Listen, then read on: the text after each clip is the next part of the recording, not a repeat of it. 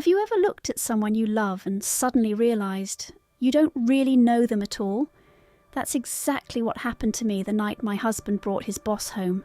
I thought it was just dinner, but by the end of the night I uncovered a secret that shattered everything I believed about my marriage. Stay with me, because what happened next will leave you speechless. Does this capture the gripping emotional pull you're looking for? It was an ordinary Tuesday evening, or at least that's what I thought. I was in the kitchen chopping vegetables, the soft hum of our old radio filling the background. The aroma of garlic and rosemary drifted through the air as I prepared Liam's favourite roast chicken. He'd called earlier, his voice tight with nervous excitement. "I'm bringing my boss home for dinner," he'd said. "I really need this to go well." I'd never met Mr. Grayson before, but I'd heard plenty.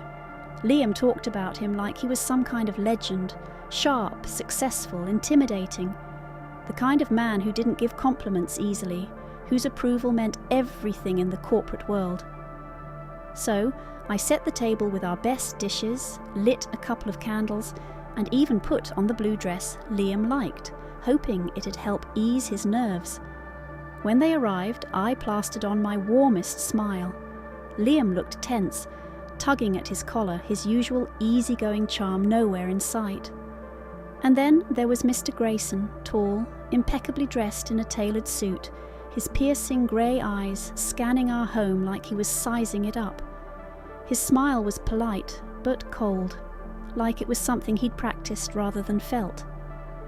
"Thank you for having me," he said, his voice smooth but hollow. "Of course," I replied, my hands slightly clammy as I led them to the dining room. Dinner started off normal enough. Mr. Grayson complimented the food, asked about how we met, and laughed at Liam's stories from the college, but something felt off. It wasn't just his questions, it was the way he asked them. Too precise, too interested in details that didn't seem to matter. "So, how often does Liam travel for work?" he asked casually, swirling the wine in his glass. I blinked, caught off guard. Not too often, maybe once or twice a month. Why?"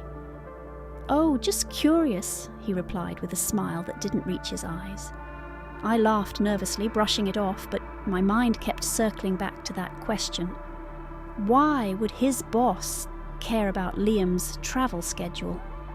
Throughout the meal, Liam barely looked at me. His laughter was forced, his grip on his fork too tight. Under the table I felt his knee bouncing, something he did only when he was anxious. I tried to catch his eye, silently asking, "What's going on?" But he avoided my gaze every time. When dinner ended, Mr. Grayson stood adjusting his cufflinks. "Thank you for the lovely evening," he said smoothly, but his eyes lingered on Liam for a beat too long. Then he leaned in slightly, his voice low. "We'll talk soon." As the door clicked shut behind him, the room felt heavier. The warmth from the candles seemed distant, swallowed by an invisible tension. I turned to Liam. "What was that about?" He forced a smile, but it didn't reach his eyes. "Nothing, just work stuff." But deep down, I knew it wasn't just work. Something was wrong. I could feel it in my bones. And that's when everything started to unravel. The days after that dinner felt different. Like a storm was brewing just beyond the horizon, hidden behind polite smiles and shallow conversations. Liam wasn't the same. He'd always been attentive, quick with a joke or a casual kiss on the cheek. But now he was distant, lost in his own head, his phone glued to his hand, always on silent. At first I told myself I was imagining things. Maybe the pressure at work was getting to him. Maybe he was just tired. But deep down, I knew it was more than that. I could feel it in the way he avoided my eyes, the way he hesitated before answering simple questions, like he was weighing his words carefully. One night, as we sat on the couch, the TV playing some show neither of us was really watching, I decided to break the silence. "Liam," I said softly, my voice cutting through the empty space between us. "Is everything okay?" He flinched just slightly before forcing a tight smile. Yeah, just work stress, you know how it is. But I didn't know. Not like this. I studied him, the tension in his jaw, the way his fingers tapped restlessly against his thigh. This wasn't just work stress, this was fear. Later that night, I woke up to find the bed beside me empty. I crept out of the bedroom, my heart pounding in the quiet darkness. There he was, standing in the kitchen, his phone pressed to his ear, his voice a low whisper.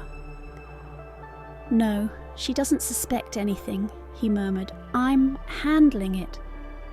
I froze, my breath caught in my throat. She doesn't suspect anything. He hung up quickly, stuffing his phone into his pocket as he turned, only to find me standing there. His face went pale for a split second before he recovered, forcing another one of those hollow smiles. "Couldn't sleep," he said casually, as if nothing was wrong. "Who were you talking to?" I asked, my voice quieter than I expected. "Just work stuff." The same excuse. Again. But his eyes betrayed him. They held something I couldn't ignore anymore. Fear, guilt, secrets. The next day, when Liam left for work, I sat alone at the kitchen table, staring at the cold cup of coffee in front of me. My mind raced with questions, none of them with answers that made sense. What was he hiding? Why was Mr. Grayson asking about our personal lives? And why did Liam look like a man trapped in his own skin? I decided I couldn't sit in the dark any longer. If Liam wouldn't tell me the truth, I'd find it myself. And that's when I did something I never thought I'd do. I went through his phone. My hands trembled as I scrolled through his messages, my heart pounding louder with each swipe. Then I found it. A thread with Mr. Grayson. "Keep her out of it. Don't worry, she's clueless. We can't afford mistakes." My vision blurred as I read those words over and over. Clueless. Mistakes. Keep me out of what? My chest felt tight, my thoughts spiraling. This wasn't just about work. This was something darker, something dangerous. When Liam came home that night, I was waiting. My hands gripped his phone, the screen still lit with those damning messages. "What is this, Liam?" My voice was steady, but inside I was falling apart. He froze in the doorway, his face drained of colour. For the first time, he didn't have an excuse ready. No quick lie, no forced smile. Just silence. And in that silence, I realised the truth. Whatever this was, it was bigger than I'd ever imagined, and it was about to destroy everything. The silence between us was louder than any argument we'd ever had. Liam stood frozen in the doorway, his face pale, eyes darting from me to the phone in my hand. His mouth opened like he wanted to speak, but no words came out.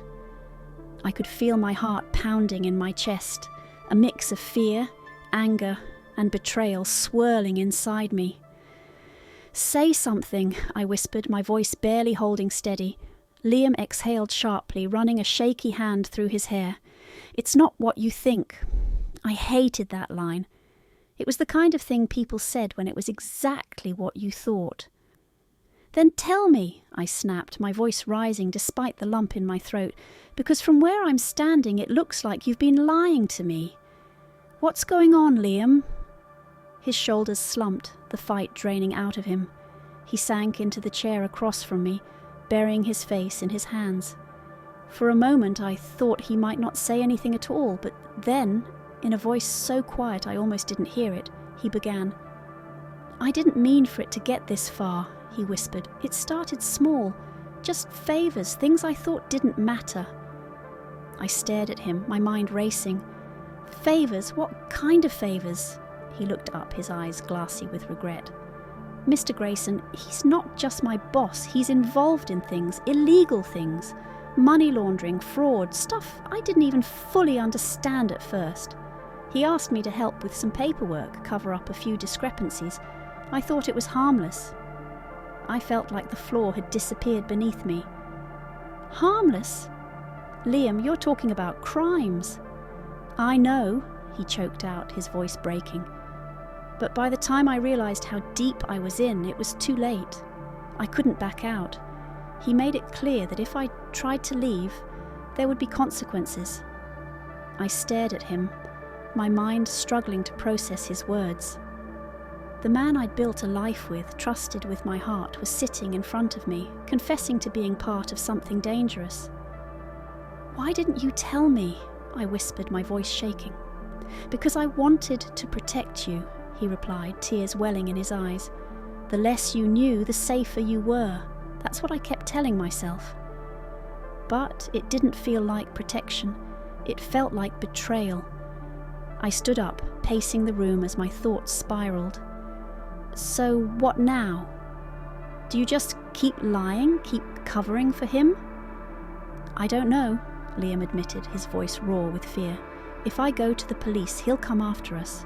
He's not the kind of man who forgives betrayal."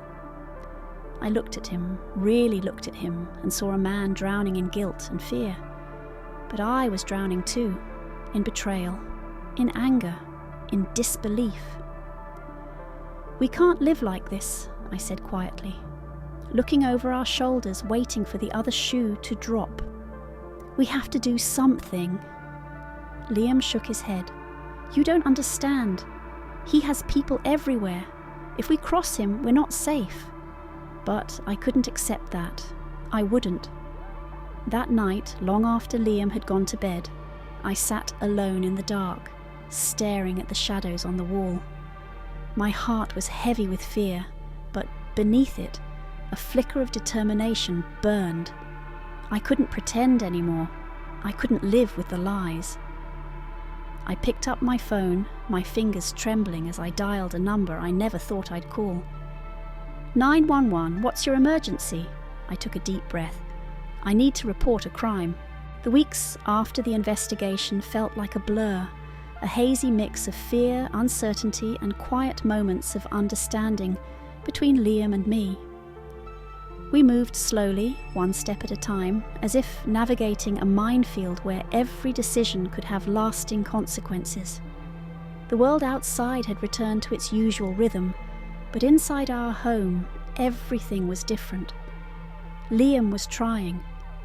I could see it in his eyes when he held my hand, in the way he spoke to me carefully as though every word mattered now. He wasn't the same man he had been before all this. There was a rawness to him, a vulnerability that made me ache. But there was something else too, something stronger, something that made me believe that we might actually make it through this storm. We started small. A quiet evening on the couch, no words, just the familiar comfort of being close. A walk in the park, no grand gestures, just us. It was in those little moments, the ones where the world outside didn't matter, that I could feel the bond between us beginning to heal. But there were still times when the memories of that night, the fear, the secrets would creep back in. I could see the shadow of guilt on Liam's face when he thought I wasn't looking, and I knew it wasn't something he could erase overnight. And for me, every time I closed my eyes, I saw the image of him standing there, his face pale with regret, the weight of his choices hanging heavy in the air. It wasn't easy. It was never going to be easy. One evening, as we sat down for dinner, Liam spoke up, his voice unsteady. "I know I've messed up, and I know you've been carrying this burden too. I don't expect everything to be okay overnight, but I'm here, trying to make things right. And I need you to know I'll spend the rest of my life proving I'm worth your trust again." The sincerity in his voice struck me, and for the first time in a long while I felt a flicker of hope. Maybe we didn't have all the answers, maybe we didn't have the perfect marriage, but we had the truth, and we had each other. That was enough for now. We talked, we listened. We faced the pain together, not because we were perfect, but because we were willing to try. There were hard days, days when the weight of everything threatened to swallow us whole. But there were also moments of quiet understanding, of laughter that didn't feel forced, of love that felt real again. It wasn't the same love we'd had before, but in many ways, it was deeper, stronger, because it was built on honesty and shared vulnerability. Liam still had a long way to go. I could see the effort he put in every day, whether it was in his actions, his words, or the way he looked at me. He was willing to face the consequences of his mistakes, to take responsibility and to fight for us. It wasn't perfect, but it was real. As for me, I learned something in all this, something I didn't expect to discover about myself. I learned that I could forgive, not because it was easy, but because it was necessary. I learned that love wasn't about being perfect, but about being real. It was about standing beside someone even when the world was falling apart, and believing that together you could rebuild. So we moved forward, one step at a time, not knowing what the future would hold, but knowing that whatever it was, we would face it together. Because sometimes the hardest battles lead to the most beautiful transformations, and maybe, just maybe, that was enough. If you've ever faced a moment where everything you thought you knew was shaken, remember, it's never too late to rebuild. Stay strong and never give up on the truth.